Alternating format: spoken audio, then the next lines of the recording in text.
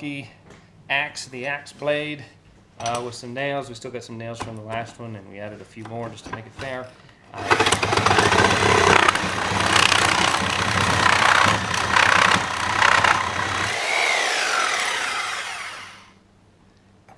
Okay, so I'm not seeing any chipping or damage on the teeth really. They all cut right through the steel. You can see the nails in there. So they all did a pretty good job. Any of these are going to do pretty darn good cutting through any of that kind of stuff. We'll try some of the smaller blades. You're going to see automatically that the speed is going to be greatly reduced with the smaller TPI, but I just want to see how everything does across the board. So now we got the Milwaukee axe SawZall. This is for cutting wood and nails, but we're pushing the boundaries of what SawZalls can do, and we're going to see how it performs cutting 3/4 inch steel.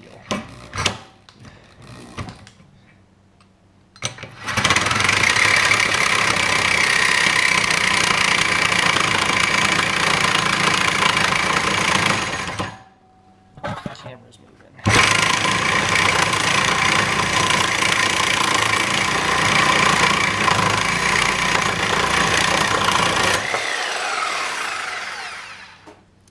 So, let's see what we've got here.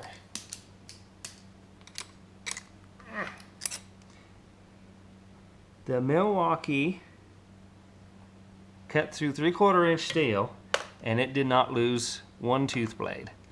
The rigid did, lost one.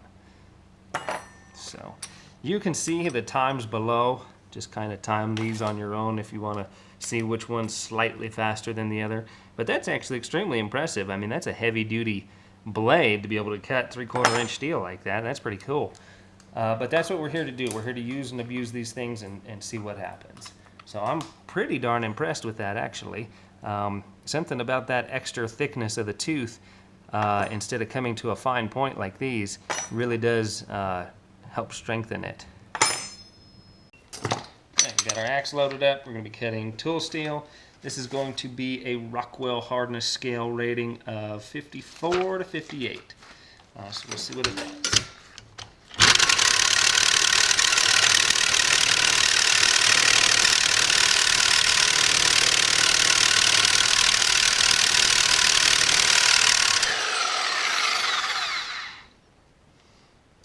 You know, believe it or not, the teeth are not actually breaking.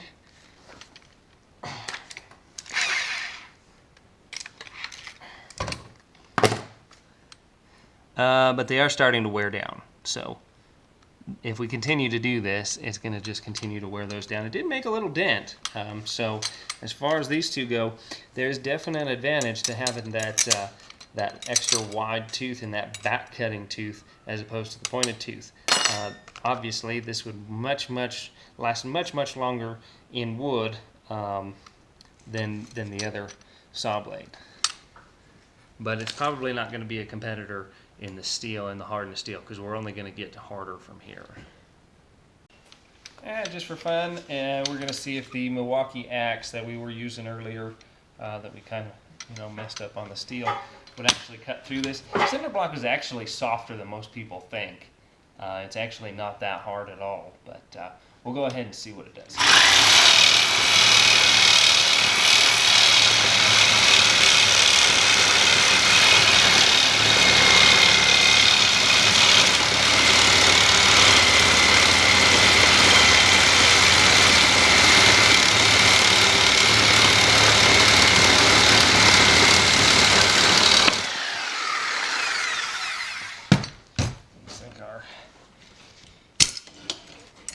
Clamp is moving here.